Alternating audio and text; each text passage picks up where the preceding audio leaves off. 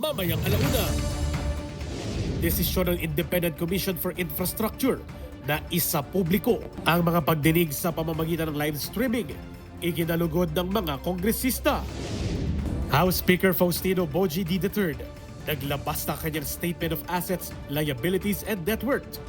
Ilang kongresista sinang-ayunan ng pagbubuo ng polisiya sa Kamara para sa pagsasapubliko ng kanilang salin. Ombudsman Jesus Crispin Remulla nagsabing magpapadala ng liham kay Senate President Vicente Soto III hinggil sa 2016 dismissal order laban kay Senator Joel Villanueva. DPWH tiniyak na walang nasirang mga dokumento kaugnay ng flood control scandal matapos ang sunog na sumiklab sa isa nitong gusali sa Quezon City.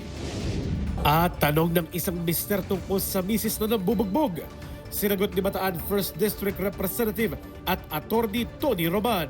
Abangan lahat ng yan sa Alauna sa Balita dito lang sa Congress TV at IBC.